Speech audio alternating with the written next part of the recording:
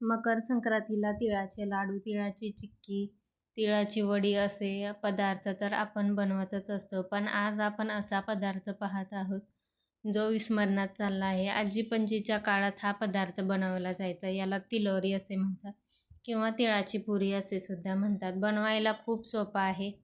एकदा नक्की तुम्ही सुद्धा या संक्रांतीला ट्राय करा. त्यासाठी इथे पाव कप तीळ घेतले आहेत. तीळ मी इथे गावरान घेतले आहेत. तीळ छान खरपूस असे भाजून झाल्यानंतर प्लेटमध्ये थंड करायला काढून घेतले आहे. नंतर इथे ही तिळाची पुरी बनवण्यासाठी गूळ लागणार आहे. तर अर्धी वाटी गूळ घ्यायचा आहे. त्याच्यात थोडंसं पाणी टाकायचं आहे आणि गॅसवरती पातेलं गरम करायला ठेवायचं आहे. गूळ आपल्याला पाण्यामध्ये वितळून घ्यायचा आहे. गुळाचा पाक वगैरे अजिबात बनवायचा नाही. आणि हे गुळाचं पाणी झाल्यानंतर आपल्याला थंड करून घ्यायचं आहे. नंतर तीळसुद्धा गार झाले आहेत. ते मिक्सरला फिरवून घ्यायचे आहे. नंतर गूळ थंड झालेला आहे, बघू शकता. आपल्याला पुरीचं पीठ मळायचं आहे. त्यासाठी ताटामध्ये 1 वाटी गव्हाचं पीठ घेतलं आहे. अर्धी वाटी इथे तांदळाचं पीठ घ्यायचं आहे. एकाच वाटीने सर्व मोजून घ्यायचं आहे.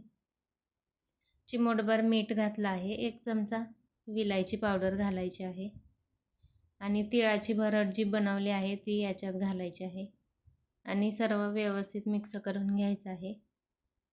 गुळाचं पाणी याच्यात गाळून वापरायचं आहे. गुळामध्ये खडे वगैरे असतात त्यामुळे गाळून घ्यायचं आहे. आणि हे तिलोरीचं पीठ आपल्याला घट्ट असं भिजवून घ्यायचं आहे. जर गुळाचं पाणी कमी पडत असेल तर थोडंसं साधं पाणीसुद्धा याच्यात वापरू शकता. फक्त पीठ जास्त सैलसर असं मळायचं नाही, घट्ट मळायचं आहे. या पुऱ्या 8 दिवस आरामात टिकतात.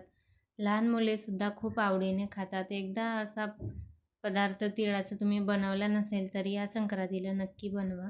आणि जर हा पदार्थ तुम्हाला माहीत होता का किंवा माहीत नव्हता ते सुद्धा मला कमेंट करून नक्की सांगा. तर बघू शकता पुरीचं पीठ आपलं घट्ट असं मळून झालं आहे. हे पीठ आता झाकण ठेवून 10 मिनिटे साईडला ठेवून द्यावूया. 10 मिनिटानंतर पीठ व्यवस्थित भिजलं आहे. लगेच लाटायला घेऊया. तर मी छोट्या छोट्या पुऱ्या न बनवता एक मोठी अशी पातळ चपाती लाटून घेत आहे आणि नंतर याचे वाटीच्या सहाय्याने गोल पुऱ्या बनवून घेणार आहे. तिळाचे असे जुने विस्मरणात चाललेले पदार्थ तुम्हाला आणखी माहीत असतील तर ते सुद्धा मला कमेंटमध्ये नक्की सांगा. तर इथे एकदम पातळ अशी चपाती लाटून घ्यायची आहे आणि वरून भाजलेले पांढरे तीळ असे भुरभरून घ्यायचे आहेत. म्हणजे पुरी दिसायलाही छान दिसते आणि खायलासुद्धा तेवढी टेस्टी लागते. थोडंसं प्रेस करून आणखी याला थोडंसं लाटून घ्यायचं आहे म्हणजे तीळ व्यवस्थित याच्यात दबले जातात. दुसऱ्या साईडने सुद्धा थोडेसे तीळ भुरभरून घ्यायचे आहेत आणि थोडंसं दाबून लाटून घ्यायचं आहे. नंतर एका छोट्या वाटीच्या सहाय्याने याच्या पुऱ्या मी इथे कट करून घेणार आहे. पुरीचं पीठ एकदम घट्ट ठेवायचं आहे म्हणजे पुऱ्या तेलकट होत नाहीत आणि जास्त दिवससुद्धा टिकतात. प्रवासात वगैरे सुद्धा तुम्ही या पुऱ्या घेऊन जाऊ शकता. तर बघू शकता इथे मी पुऱ्या छोट्या छोट्या कट करून घेतल्या आहेत. अशाच पद्धतीने राहिलेल्या सर्व पिठाच्या मी पुऱ्या एकदम बनवून घेते. तर बघू शकता किती छान अशा आपल्या या पुऱ्या दिसत आहेत आणि साईडला मी तेलसुद्धा गरम करायला ठेवलं आहे. तर तेल व्यवस्थित गरम झालं की मिडियम गॅसवर या पुऱ्या तळून घ्यायच्या आहेत. बघू शकता जास्त पातळही नाही आणि जास्त जाडही नाही अशा पद्धतीची पुरी ठेवली आहे. तर मिडियम गॅसवरती इथे पुऱ्या तळून घ्यायच्या आहेत.